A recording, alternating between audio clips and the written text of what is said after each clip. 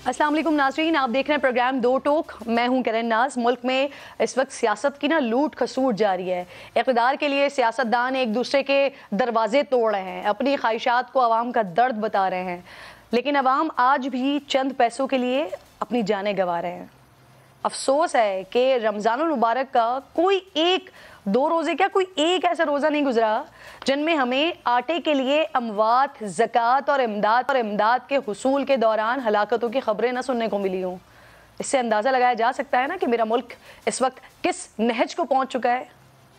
आज भी कराची में एक अफसोसनाक वाक़या पेश आया, दिल दहला देने वाला।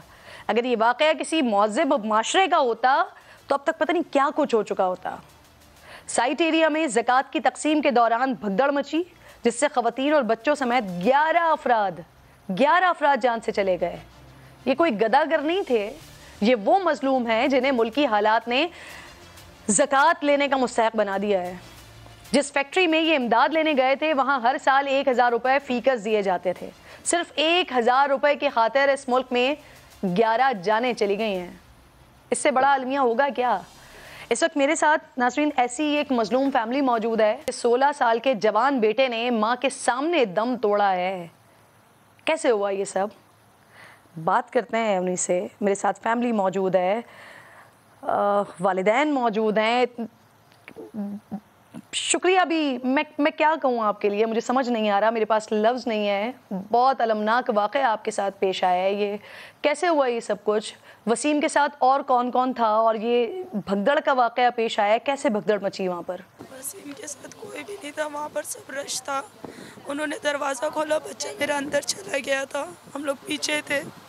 हम लोगों ने पानी छोड़ दिया, करंट लगा दिया, मेरा बच्चा दब के तड़पता रह गया। कोई बचाने वाला नहीं। ऊपर से वो लोगों ने डंडों से मारा मेरे बच्चे को। मेरे बच्चे की लाश तक नहीं देखने दी उन लोगों ने। आखिरी दम तक तोड़ने कैसे टूटा ये भी नहीं देखा हमने। हमें बस इंसाफ ये चाहिए, उसको जिंदा जला दिया जाना चाहिए। हमें नहीं चाहिए कुछ भी, हमारा बच्चा, बस इंसाफ चाहिए हमारे बच्चे को।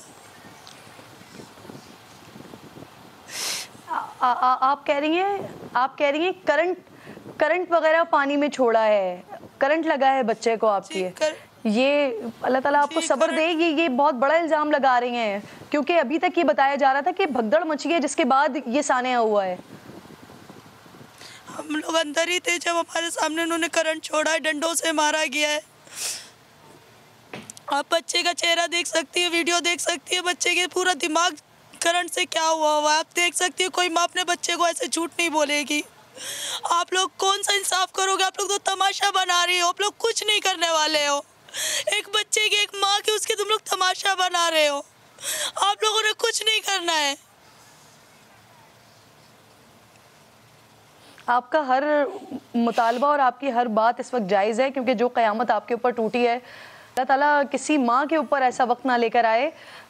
आप कह रही हैं कि डंडों से मारा गया वहाँ पर, ये क्यों हुआ? क्योंकि वहाँ पर जिन लोगों को बुलाया था वो खुद बुलाया था ना फैक्ट्री के लोगों ने ज़कात की रकम देने के लिए, तो डंडे क्यों मारे गए वहाँ पर लोगों को मारा क्यों गया, ये बताइएगा ज़रा।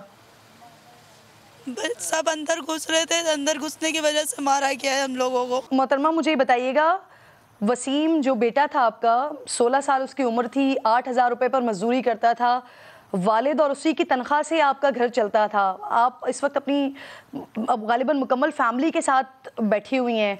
क्या आप अपने घर के हालात बता सकती हैं मुझे खुलकर? हो सकता है कि कोई ऐसा शख्स देख रहा हो, कोई मुखय्यर हजरात देख रहे हो जो मदद कर सकें। आपके लिए इस वक्त जो कुछ किया जा सके कम है, लेकिन हो सकता है कि कोई मदद हो जाए हमारे प्लेटफॉर्म से आपकी। क्या मदद होगी? मदद के लिए तो निकले थे, किसी ने हमारी मदद करी कब है? मजबूर थे तो निकले ना मांगने के लिए, किसी ने हमारे ऊपर कोई मदद नहीं करी है। सब ने हमारे मजाक ही उड़ाए। क्या मदद करेंगे? आप हमारे सामने, हमारे बच्चे बैठे हुए, घर किराए का आप देख सकती है। बच्चे मेरे छोटे छोटे, एक शौहर मजदूरी करते थे, उनकी वो भी मजदूरी बंद हो गई है, तभी हम लोग मजबूरी से भीख मांगने निकले थे। सेठों ने हमारा मजाक उड़ाया। ऐसे सेठ को अल्लाह पाक देता क्यों है, जो बच्चों की बेइंसान बच्चों की जान ले लिया। खातून सिंध हुकूमत से कोई ना चाहेंगी وزیر اعلیٰ آپ کو سن رہے ہوں گے, بلاول صاحب آپ کو سن رہے ہوں گے, اور آپ کے غم کو یقیناً محسوس کر رہے ہوں گے. ماں ہیں آپ, کسی سے کچھ کہنا چاہیں گی؟ یہی سب نے تو ہمارے کو مارا ہے, انہوں تو مارا ہے ہمارے کو. ان غریبوں کا خون نچوڑنے والے تو یہی لوگ ہیں, اور کون ہے؟ ان غریبوں کا خون نچوڑنے والے یہی لوگ ہیں. اگر اتنا مجبور نہیں کرتے تو گھر کی عورتیں نہیں نکلتی مانگنے کے لیے. انہوں نے ہمارے کاروبار بند کروا دیے. گھر کرائے کا تھا, مالک مکانوں نے ہماری ذلت دی ہوئی ہے. مالک مکانوں نے, جن کے گھر میں چھت نہیں ہے ان سے پوچھو گی کیا حال ہو رہا ہے ان کا. یہ کیا کریں گے ہمارے لیے؟ انہوں تو ہمارا سب کچھ چھینا ہے. جیسے آج ہم چھین رہے ہیں, چھوڑ رہے ہیں اللہ کے اوپر, لیکن آج ان کے ساتھ بھی ہوگا.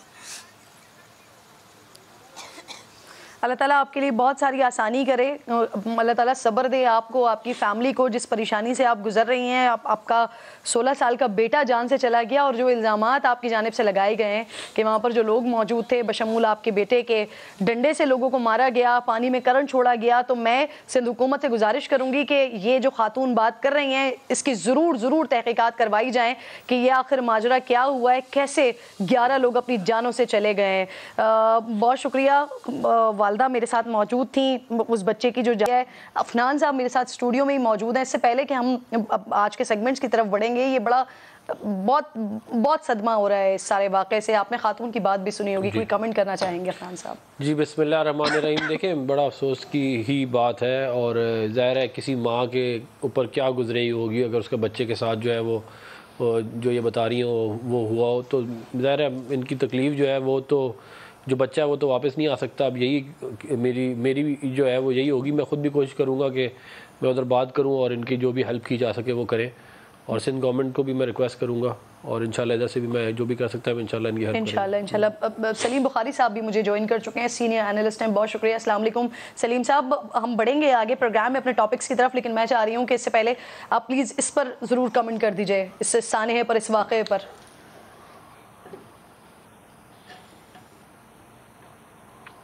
کوئی بانٹ نہیں سکتا ہے. یہ جو سانحہ ان کے ساتھ ہوا ہے وہ بڑی دیر تک یہ دکھ اور تکلیف ان کے ساتھ رہے گا, خاندان پورا جو ہے وہ سفر کرے گا.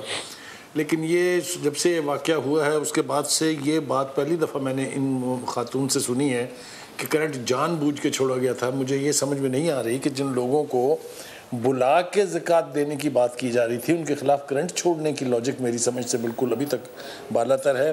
ہمیں جو تاثر ملا یا ہمیں جو خبریں ملی اس سے یہ لگتا تھا کہ وہاں سٹیمپیڈ ہوا, جس کی طرف بی بی نے بھی اشارہ کیا ہے کہ انہوں نے کہا کہ ہاں لوگ جو ہے وہ اندر زبردستی گھس رہے تھے, جن کو روکنے کے لیے انہوں نے لاٹھی چارج کیا یا ڈنڈے مارے. جو بھی ان کا بیان ہے ان کے بیان کو چیلنج نہیں کیا جا سکتا, جیسا کہ وہ ایک دکھی ماں ہے, اور یہ درد ہم سب کو بھی اسی طرح سے محسوس کرنا چاہیے. ہم بھی بچوں والے ہیں, لیکن اب اس کا ایک ہی ازالہ ہے کہ جس دکھ درد کا, کہ جس کہانی کا انہوں نے شیئر کی ہے آپ کے ناظرین کے ساتھ اور آپ کے ساتھ, اس کے لیے اس کا کوئی ازالہ کیا جائے.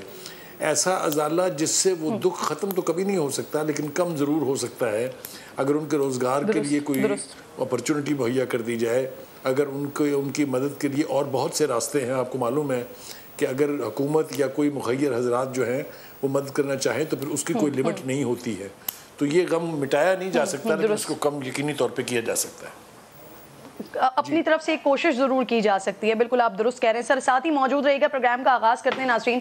پنجاب اور خیبر پختونخوا میں انتخاب کا خود نوٹس کیس سپریم کورٹ میں اختلاف کا سبب بن گیا ہے. چیف جسٹس آف پاکستان نے گزشتہ ماہ 2 صوبوں میں انتخابات میں تاخیر پر اسکوت نوٹس لیتے ہوئے 9 رکنی بینچ تشکیل دیا. بینچ میں شامل 2 ججز جسٹس جمال مندوخیل اور جسٹس اطہر من اللہ نے اسکوت نوٹس پر تحفظات کا اظہار کیا. حکومت نے جسٹس اعجاز الحسن اور جسٹس مظاہر اکبر نقوی پر اعتراض اٹھایا اور یوں 9 رکنی بینچ ٹوٹ گیا. بعد میں 5 رکنی بینچ نے سماعت کرتے ہوئے الیکشن کی تاریخ پر فیصلہ سنا دیا. الیکشن کمیشن کی جانب سے پہلے 30 اپریل اور بعد میں اس کو آگے بڑھاتے ہوئے 8 اکتوبر کی تاریخ مقرر کی گئی, جس پر تحریک انصاف توہین عدالت کی درخواست لے کر عدالت گئی تو چیف جسٹس نے سماعت کے لیے 5 رکنی بینچ تشکیل دے دیا. جسٹس امین الدین خان نے کیس سننے سے معذرت کر لی. چیف جسٹس نے کیس کی کارروائی کو 4 رکنی بینچ کے ساتھ ہی سماعت آگے بڑھانے کا فیصلہ کیا, لیکن آج جسٹس جمال مندوخیل نے بھی کیس سننے سے معذرت کر لی ہے. حکومت نے چیف جسٹس سے فل کورٹ بنانے کی درخواست کی, لیکن اسے مسترد کر دیا گیا. ممکنہ طور پر یہی 3 رکنی بینچ پیر کو کیس کی سماعت کرے گا، لیکن حکومت نے اس بینچ کے فیصلے کو قبول نہ کرنے کا عندیہ دے دیا ہے۔ سپریم کورٹ میں بہت سارے جج صاحبان ہیں، صرف یہ 3 کیوں؟ جو بینچ ہی قبول نہیں ہے تو اس کا فیصلہ کیسے قبول ہوگا؟ یہ ڈیمانڈ کے لیے فل کورٹ بنائے، اس کا فیصلہ سب کو قبول ہوگا۔ اور یہ فیصلہ خدا نخواستہ آیا، ڈالر آپ کا 500 روپے ہو جائے گا۔ ابھی جسٹس شوکت صدیقی نے جو باتیں کی ہیں، جنرل باجوہ جو باتیں کر رہے ہیں، اس پہ سو موٹو نہیں بنتا کہ بھی نواز شریف کے ساتھ ناانصافی ہوئی تھی۔ ان چیزوں کا سو موٹو لے رہے ہیں، اپنی مرضی سے معاملات کو آگے چلایا جا رہا ہے اور مرضی کے فیصلے ٹھونسنا چاہتے ہیں اس قوم پہ۔ اچھا، اس کے برعکس ناظرین، تحریک انصاف نے نہ صرف فیصلہ قبول کرنے کا اعلان کیا ہے بلکہ یہ پیغام بھی دیا ہے کہ سپریم کورٹ کا فیصلہ نہیں مانے گا وہ گھر جائے گا۔ سنیے ذرا۔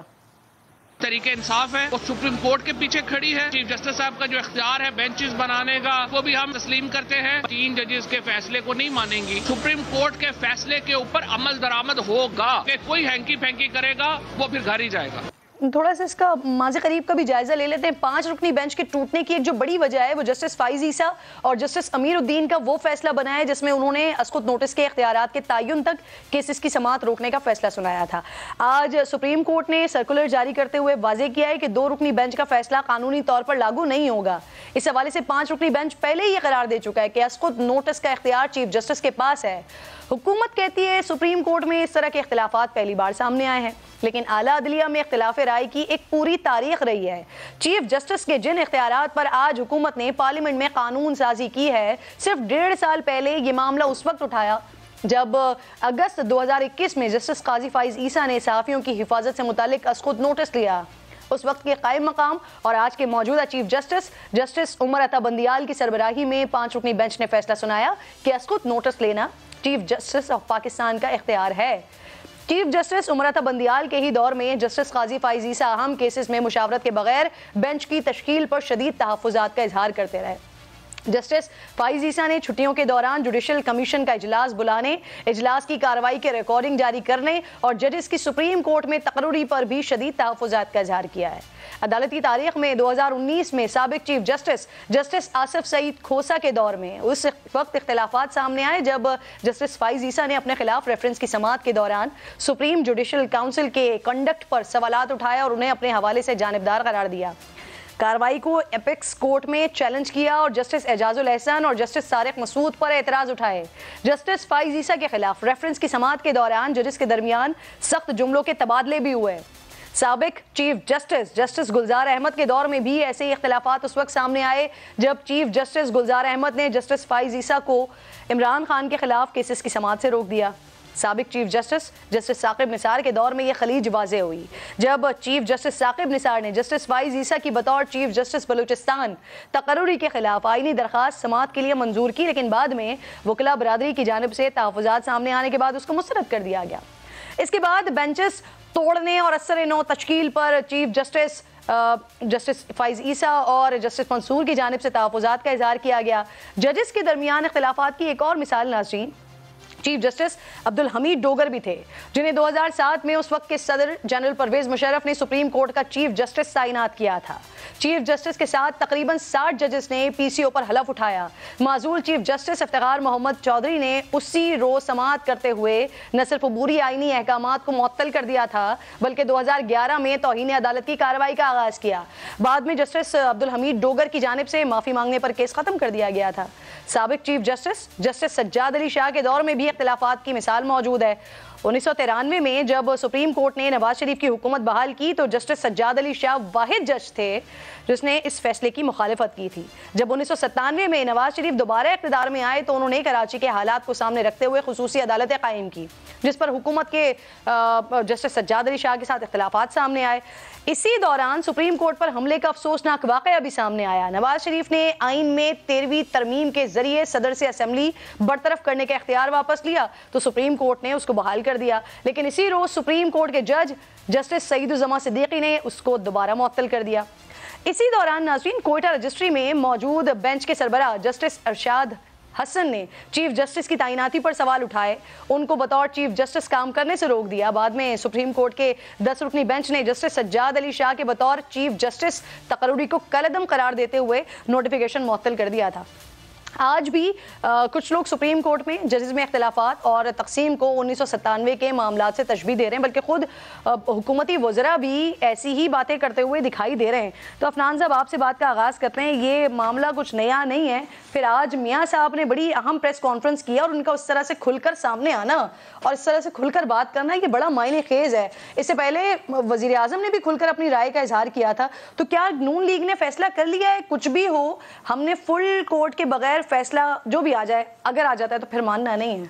جی بسم اللہ الرحمن الرحیم، دیکھیں بات یہ ہے کہ جو بھی فیصلہ سپریم کورٹ کی طرف سے آئے وہ قانونی ہونا چاہیے اور اس کا مورل گراؤنڈ ہونا چاہیے۔ قانونی سے میرا مطلب یہ ہے کہ یہ نہیں ہو سکتا کہ ایک 7 ممبر بینچ بنائی جائے اور اس کا فیصلہ اینڈ میں 3 ممبر بینچ دے، ٹھیک ہے نا، اس کے اندر آپ کو 4 ججز کی ضرورت ہوتی ہے اور اس کا 4-3 کا فیصلہ آ چکا ہے۔ تو اس بینچ کی حکومت کے نزدیک ایک قانونی حیثیت نہیں ہے جس طرح کی نارملی ہوتی ہے، ایک بات۔ دوسری بات یہ ہے کہ کل جسٹس قاضی فائز عیسیٰ نے ایک فیصلہ دیا کہ سو موٹو کا جو اختیار جو ہے اس وقت تک نہیں آپ استعمال کر سکتے جب تک اس کے رولز اینڈ پروسیجرز نہ بن جائیں، مگر آپ نے انفارچونیٹلی دیکھا کہ صبح ایک سرکولر کے تحت رجسٹرار کے جو ہے اس فیصلے کو کینسل کیا گیا۔ اس کا مطلب یہ ہے، یہ جو آج انہوں نے چیف جسٹس صاحب نے جو پریسیڈنس چھوڑی ہے، اس کا مطلب یہ ہے کہ کل کوئی بھی رجسٹرار جو ہے وہ کسی بھی جج کا فیصلہ کینسل کر سکتا ہے، اور یہ ایک اتنی خراب پریسیڈنس۔ اس کا مطلب یہ کہ رجسٹرار چیف جسٹس کا فیصلہ بھی کینسل کر سکتا ہے، کیونکہ سرکولر تو اس نے ایشو کرنا تھا نا۔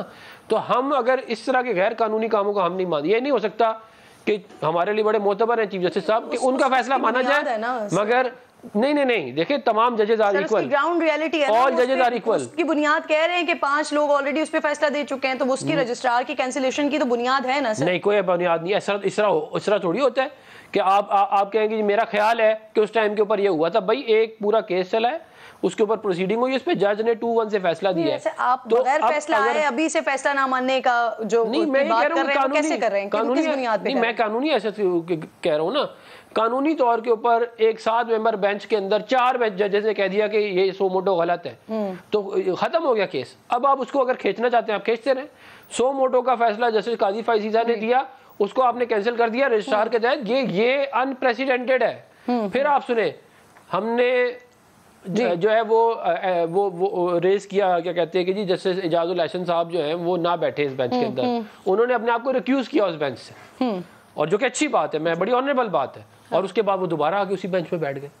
آپ دیکھیں نا، یہ کبھی آج تک نہیں ہوا سپریم کورٹ کی ہسٹری میں کہ ایک جج اپنے آپ کو ریکیوز کرے اور پھر اسی بینچ میں دوبارہ سے آگے بیٹھ جائے۔ بھئی آپ کو ہم نے کہا اس لیے تو تھا کہ آپ ریکیوز کریں، کیونکہ یاور بخاری صاحب بھی ہیں سر، ہمیں اعتراضات تھے تو ہم نے کہا تھا نا۔ آپ کے اعتراضات کے ساتھ ہی سوال لے کے چلتی ہوں۔ بخاری صاحب السلام علیکم، بہت شکریہ سر آپ کے وقت کا۔ میاں صاحب نے فل کورٹ کا مطالبہ کیا ہے، اور ابھی جس طرح سے بات کی جا رہی ہے، عفنان صاحب بھی کہہ رہے ہیں اگر یہ فل کورٹ نہیں بنتا ہے تو پھر تو بات ماننے سے انکار کر رہے ہیں نا، کوئی بھی فیصلہ آ جاتا ہے ماننے سے انکار کر رہے ہیں، تو پھر اس کے بعد سر پی ٹی آئی کے پاس آپشن کیا ہوگا؟ اگر نواز شریف کی جماعت صاحب کی طرف سے اگر بوائیکاٹ کر دیا جاتا ہے عدالتی کارروائی کا، تو پھر آپ لوگ کیا کریں گے؟ کس آپشنز پر جائیں گے سر؟ بسم اللہ الرحمن الرحیم، اللہم صلی علی محمد وآل محمد واجل فرجہم۔ کرن، پہلے تو فیصلہ یہ کریں کہ جو رولز آف بزنس ہے سپریم کورٹ کے، وہ کون تبدیل کر سکتا ہے؟ یہ جو نیشنل اسمبلی میں ان لوگوں نے بل پاس کیا ہے، آیا یہ لیگل بھی ہے یا نہیں ہے؟ عفنان ہو، یاور بخاری ہو، شہباز شریف ہو، چاہے کوئی بھی ہو، ان کی حیثیت with in the workings of the supreme court zero ہے۔ یہ اعتراض کریں، یہ چھلانگیں مارے، درخت کے اوپر چڑھے، اپنے آپ کو چلتی ہوئی گاڑی کے سامنے لٹا دیں، اسے کوئی فرق نہیں پڑتا ہے چاہے میں کروں۔ یہ دیکھیں، کہیں تو آپ کو فل سٹاپ لگانا ہے نا۔ اپنی دھوس اور اپنی داندلی کے ذریعے یہ کام آگے نہیں چل سکتے۔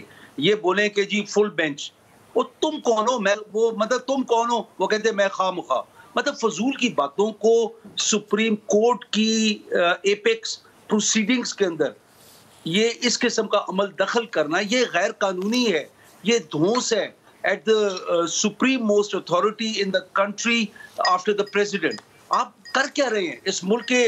پہلے تو آپ ادارے تباہ کر چکے ہیں سارے، مطلب فوج کے اوپر شب خون آپ مار چکے ہیں ان کی چیفز کے خلاف، اس سے پہلے چیف جسٹس کے خلاف آپ لوگ شب خون مار چکے ہیں، ابھی دوبارہ وہی حرکت کر رہے ہیں۔ حکومت میں بیٹھے آپ کو تو باپ بن کے بیٹھنا چاہیے، آپ کو تو ہر کسی کی بات سننی چاہیے۔ اگر ہمارے اعتراض ہیں, ہمارے اعتراضات کو پہلے سننا چاہیے تاکہ ایک فیئر ڈیلنگ ہو. ابھی سپریم کورٹ کا جو چیف جسٹس ہے, ہی از آل ان آل, وہ جو چاہے کر سکتا ہے ود ان دا پیرامیٹر جو کانسٹیٹیوشن اس کو الاؤ کرتا ہے ان دا سپریم کورٹ. ابھی میں جا کے رولز آف بزنس چینج کرنے کی کوشش کروں نیشنل اسمبلی کے اندر, تو یہ چیزیں غلط ہے. یہ تو کہہ رہے کہ بھائی یہ کون ہے فل بینچ کا مطالبہ کرنے والے؟ صحیح. another Bukhari with us. سلیم بخاری صاحب, سر کہیے گا یہ واقعی نون لیگ اور دیگر اتحادی اس ایشو کو سر اتنا سینسٹیو سمجھ رہے ہیں کہ میاں صاحب کو باقاعدہ سامنے آنا پڑ گیا ہے اس سارے معاملے پر, اور پھر اب میاں صاحب بھی آ گئے ہیں تو اس کی سینسٹیوٹی کا اندازہ ہو رہا ہے. اس کے بعد اب اثرات کیا دیکھ رہے ہیں آپ؟ ویسے ہی آلریڈی پالیٹکس اتنا زیادہ کھینچا تانی ہے, مزید اور کیا دیکھ رہے ہیں آپ؟ بہت شکریہ آپ کا. گزارش یہ ہے کہ جو منظرنامہ اس وقت ہے خاص طور سے اعلیٰ عدلیہ کے حوالے سے, وہ کسی لحاظ سے بھی انویبل نہیں ہے. اور دوسری بات یہ کہ مجھے پوری تاریخ پہ میں نظر دوڑاتا ہوں تو مجھے اختلافات کچھ چند کے مثالیں تو ملتی ہیں, لیکن اتنا رگڈ قسم کا اختلاف ہوگا کہ ججز ایک دوسرے کے بارے میں جو سوال اٹھا رہے ہیں وہ تو باہر والے بھی نہیں اٹھا رہے جس قسم کی گفتگو ہم نے اب تک سنی ہے. تو یہ منظرنامہ ایک بہت میرے لیے نیا ہے. ایک ایسا ایشو جس کو سننے کے لیے خود چیف جسٹس صاحب کے وزڈم میں 9 جج چاہیے تھے, وہ ٹوٹ کے 7 سے 5 5 سے 4 اور 4 سے 3 رہ جاتا ہے. میرے خیال سے اسی پر شرم آنی چاہیے بہت زیادہ. کس حیثیت میں وہ یہ فیصلہ کرنے کے اہل ہیں کہ جو چیز 9 ججوں کو سننی چاہیے تھی ان کے وزڈم میں, اس پر اب 3 فیصلہ کریں گے. تو یہ سب کچھ جو ہو رہا ہے یہ بھی کبھی عدالتوں کے اندر نہیں ہوا, اور نہ ہی اس کو انڈورس کرنا چاہیے. دوسری بات یہ ہے کہ کچھ آوازیں جو باہر سے اٹھتی ہیں وہ سمجھ میں آ سکتی ہیں کہ بائسڈ ہیں, وکٹمز ہیں, ان کا اپنا کوئی گراؤز یا گریوانس ہے اس لیے اٹھ رہی ہیں. لیکن جو آوازیں ججز کے اندر سے اٹھتی ہیں ان کو غور سے سننا پڑے گا. ان کو آپ اٹھا کے پھینک نہیں سکتے ہیں. اس وقت جو صورتحال بنی ہوئی ہے, اگر اور کسی کو حق نہیں ہے عدالت کے اوپر کوئی بات کرنے کا تو پھر کسی کو بھی نہیں ہے. پھر کسی کو یہ بھی حق نہیں ہے کہ وہ یہ ایشورنس دے کہ آپ کے ساتھ پوری قوم کھڑی ہوئی ہے پیچھے, ہلاشری کریں اور کھا جائیں ان کو پھاڑ کے. یہ بھی کوئی طریقہ کار نہیں ہے, یہ بھی کہیں نہیں ہوتا ہے.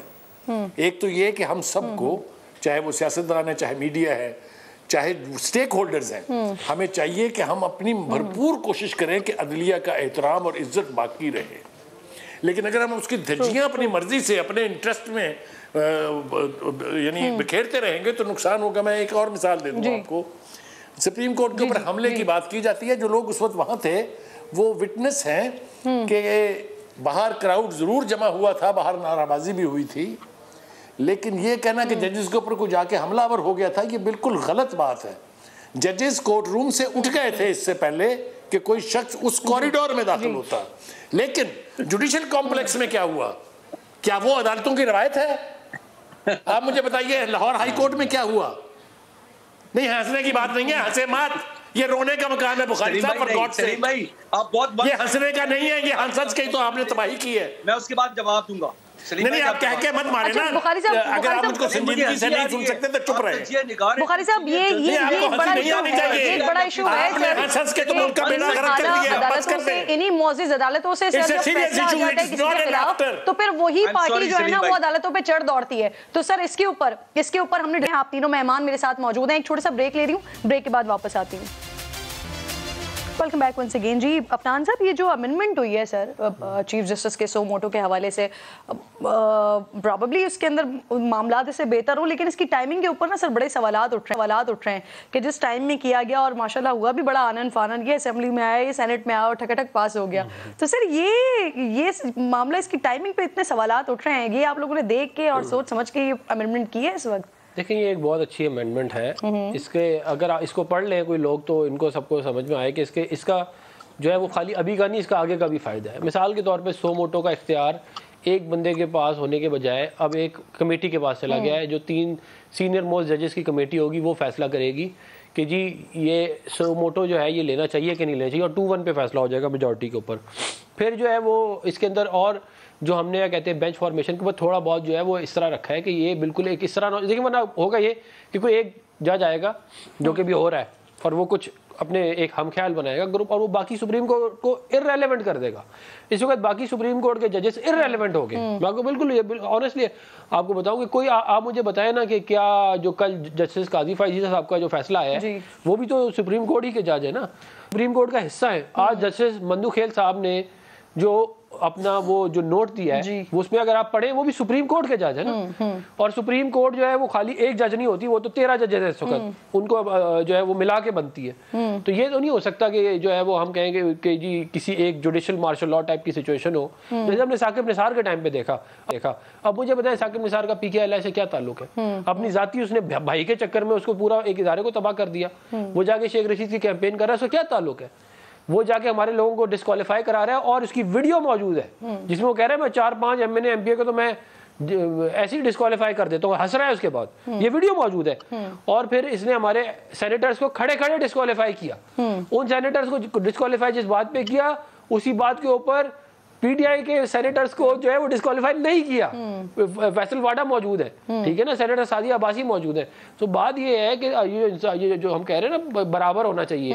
یہ نہیں ہو سکتا کہ ایک پارٹی جو ہے اس کے حق میں آپ فیصلے دیے جائیں اسی قانون کے مطابق دوسری پارٹی کو آپ چھوڑتے جائیں. سر یہ جو بخاری صاحب ایک بات اور کر دوں, دیکھیں فل کورٹ کے اوپر جو بات ہوئی تھی وہ یہ ہے کہ جو سپریم کورٹ کے ججز ہیں باقی وہ سارے آج آ گیا نا, یہ کہتے ہیں نوٹ, وہ بھی چاہتے ہیں فل کورٹ ہو جائے.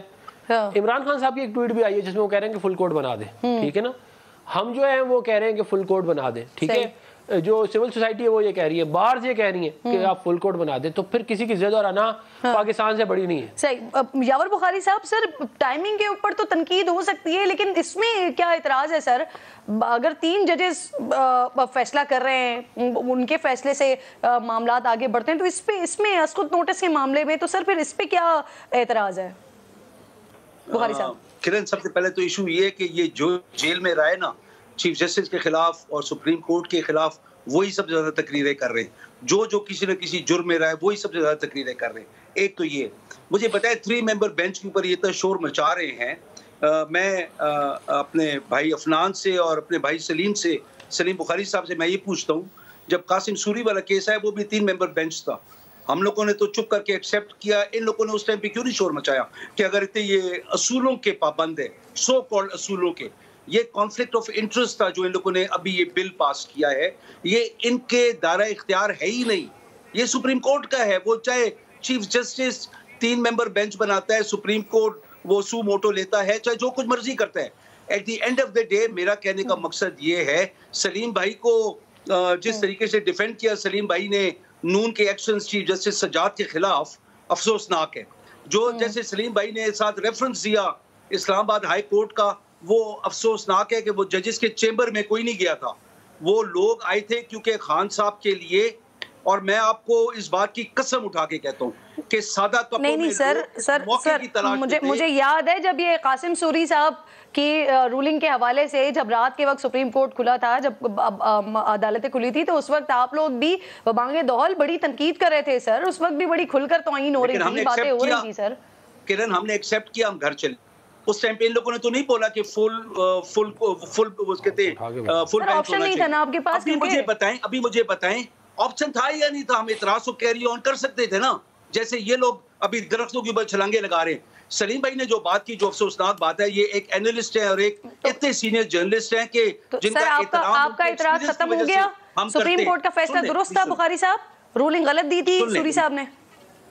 جی پہلی بات تو یہ ہے کہ میں کہہ رہی ہوں آپ کا اعتراض ختم ہو گیا. سپریم کورٹ نے درست فیصلہ دیا تھا, رولنگ غلط تھی قاسم سوری صاحب کی. کرن میری بات اگر پوری سن لے پلیز. جی آپ ہی سے پوچھ رہی ہوں. وہاں پہ ہمیں یاور بخاری صاحب آپ ہی سے پوچھ رہے ہیں. سادے کپڑوں میں, جیسے بھی چینل 24 کا بندہ پولیس کی وردی میں خان صاحب کے گھر میں گھسا ہوا تھا, ہمارے پاس تو پوری ڈیٹیل اس کی آ گئی ہے, آئیڈینٹیفیکیشن بھی ہو گئی ہے. اور بہت سارے لوگ ایسے کہ جو بلو برڈ پولیس کی وردی میں آئے ہوئے تھے. سلیم بخاری صاحب نے کبھی اعتراض اٹھایا اس بات پہ؟ ہم لوگوں نے, جو ہمارے لوگ خان صاحب کے پاس اندر گئے تھے جوڈیشل کمپلیکس کے اندر, کیونکہ ہمیں رپورٹ سی کہ سادے کپڑوں میں لوگ کھڑے ہوئے ہیں, صاحب کو مارنے کے لیے تیار ہیں یا اٹھانے کے لیے تیار ہیں بیفور دا ہیئرنگ, تو ہم لوگ کیوں نہ ڈیفینڈ اپنے لیڈر کو کریں؟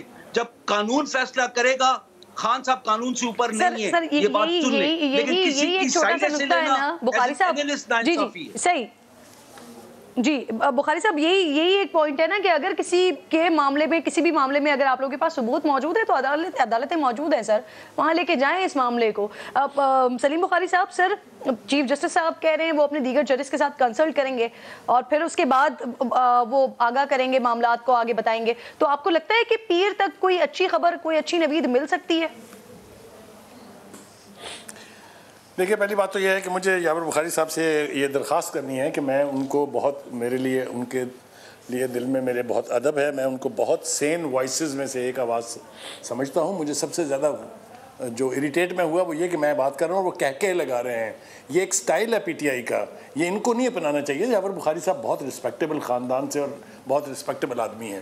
یہ جو کوئی بات کر رہا ہو تو اس کے اوپر کہہ لگانے والا یہ اریٹیٹ کرتا ہے دوسرے آدمی کو. ایک بات تو یہ ہے. دوسری بات یہ کہ 2-3 باتیں عرض میں کرتا ہوں سر. ایک تو میں نے جو حوالہ دیا تھا وہ کوئی اگر تاریخ کی کتابوں میں اٹھا کے دیکھے گا تو اس کا جواز مل جائے گا. دیکھیے گزارش یہ ہے کہ بات جو ہے وہ بگڑی ہے بہت دیر پہلے سے. قاضی فائز عیسیٰ کے ریفرنس سے شروع کر لیتے ہیں ہم بات. کیا عمران خان صاحب نے یہ نہیں کہا کہ وہ میری غلطی تھی اور مجھے غلط مشورہ دیا گیا تھا؟ کیا اس جج کی ذلیل کرنے میں, اس کی تضحیق کرنے میں کوئی کسر اٹھا رکھی گئی تھی؟ آپ کو یاد ہے پی ٹی آئی کے لوگوں کے بیانات؟ تو ایک بات. دوسری بات یہ ہے کہ یہ جو امینڈمنٹ ہوئی ہے جس کے بارے میں یہ فرما رہے ہیں میرے بھائی یاور کہ ان کے پاس کوئی اختیار نہیں تھا, اپنے سب سے کریڈیبل لیڈر جن کا نام ہے Hamid Ali Khan, who is a jurist, who is a law experts, اس نے ویلکم کیا اس فیصلے کو اور کہا ہے کہ یہ تاخیر سے ہوا ہے, یہ بہت پہلے ہونا چاہیے تھا. اسی طریقے سے بارز نے بھی یہ مطالبہ کیا تھا کہ از خود نوٹس کا جو ہے معاملہ اس کو نبٹنا چاہیے کسی طرح سے. اس کی تباہ کاریوں کی اگر میں لسٹ بیان کرنے بیٹھوں تو ریکوڈک سے بات شروع ہوگی. جو $6 بلین جرمانہ ہوا وہ بھی ایک کسی طرح کا سو موٹو تھا. پھر نیسلا ٹاور کے ساتھ کیا ہوا, پی کے ایل آئی کا ذکر انہوں نے فرما دیا کہ اپنے بھائی کو اس کا اختیار دلانے کے لیے ایک ایسے ادارے کی تباہی مچا دی گئی. جی ٹائمنگ بھی درست ہے امینڈمنٹ کی سر. بخاری صاحب پہلے کہہ رہی ہوں کہ آپ کی ساری باتیں درست ہیں لیکن کیا ٹائمنگ بھی درست ہے؟ جی دیکھیے ٹائمنگ جو ہے اس کے اوپر سوال اٹھ سکتے ہیں, اس کے اوپر سوال اٹھایا جا سکتا ہے, لیکن جس طریقے سے بلڈوزنگ ہو رہی ہے ہر طرف سے, آپ کسی ایک کو ایکیوز نہیں کر سکتے. جس طریقے سے جوڈیشل ایکٹیویزم اپنے عروج پر ہے عدالتوں میں, یہ نہیں ہونا چاہیے. یہ ضمانت کے ٹھیکیدار نہیں بننے چاہیے. یہ ساری وہ باتیں ہیں جو آنے والے وقت میں ریکال کی جائیں گی. میں بتا رہا ہوں آپ سے, یہ ساری چیزوں کو بیٹھ کے دیکھنے کا ایک ہی طریقہ ہے کہ سٹیک ہولڈرز. بہت شکریہ, بہت شکریہ سلیم بخاری صاحب. سینیٹر عفنان اللہ صاحب, اداروں کا تقدس اور سپریم کورٹ کا احترام ملوز خاطر ہونا چاہیے. امید کرتے ہیں کہ پیر تک کچھ اچھی خبر, اچھی اطلاع ہمیں مل جائے. ایک چھوٹا سا بریک لے رہی ہوں, بریک کے بعد واپس آتی ہوں. اماں خدیجہ کے یوم وصال کے حوالے سے بات کریں گے. Welcome back once again. جی 10 رمضان المبارک اس ہستی کا یوم وصال جو حبیب خدا کی محبوب, آقائے کائنات کی کائنات, دو عالم کے مشکل کشا کی مشکل کشا قرار پائیں. اسلام کی خاتون اول, مومنہ اول, رسالت ماں کی منقوہ اول, ایمان والوں کی ماں اور دین کی محسنہ حضرت خدیجۃ الکبریٰ رضی اللہ تعالیٰ عنہا آج دنیا سے رخصت ہوئیں. یوں یہ روز غم اور وہ سال عام الحزن یعنی غم کا سال قرار پایا. آپ اسلام کی آمد سے پہلے بھی پاکیزگی اور طہارت میں یکتا, بت پرستی سے بیزار اور آسمانی کتابوں سے علم و آگہی رکھنے والی تھی. عفت و پاک دامنی کا عالم یہ تھا کہ خرافات سے بھرے ہوئے معاشرے میں بھی آپ کو طاہرہ کہا جاتا تھا. شان و شوکت, روب و دبدبہ ایسا کہ ملکہ بطحا ملکۃ العرب کہلائی جاتی تھی. آج خود کو با اختیار بنانے کی خواہش مند عورت اپنے لیے جس مقام کا تصور رکھتی ہے نا, سیدہ خدیجۃ الکبریٰ سلام اللہ علیہا نے آج سے 1400 برس قبل وہ سب کچھ کر دکھایا. اتنی با اختیار کہ شادی ہو یا تجارت اپنے تمام معاملات خود طے کیے. منتظم ایسی کہ سود و ربا سے بھرپور معاشرے میں تجارتی دیانت کے اصول متعارف کروائے. عقل و بصیرت اس قدر کے خاندانی کاروبار کو وسیع کاروباری سلطنت میں بدل دیا. ابھی پہلا اونٹ شام کی سرحد میں داخل ہو رہا ہوتا تو آخری مکے سے نکلتا. اکیلا آپ کا سامان تجارت مکہ کے سارے تجارتی قافلوں سے زیادہ اور خدمت گاروں کی تعداد اہل قریش کے غلاموں اور مویشیوں سے زیادہ ہوا کرتی تھی.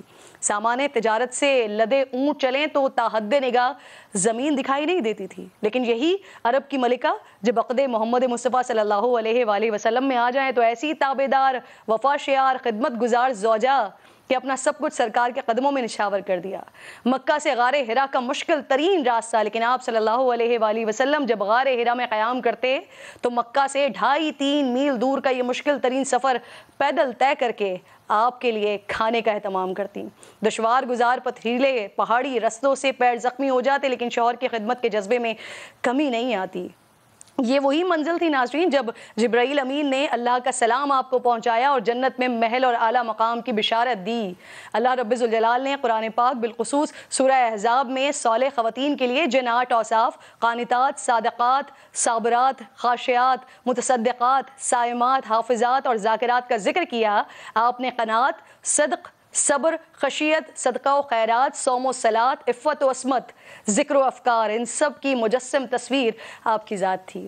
حضرت فاطمۃ الزہرا کی اپنی والدہ کے وفات کے بعد رسول اللہ صلی اللہ علیہ وسلم سے سوال پر حضرت جبرائیل علیہ السلام نے فرمایا، یا رسول اللہ، اللہ تعالیٰ فرماتا ہے فاطمہ کو میرا سلام دیجئے اور بتا دیجئے کہ ان کی ماں جناب آسیہ اور مریم کے ساتھ جنت میں زندگی گزار رہی ہیں۔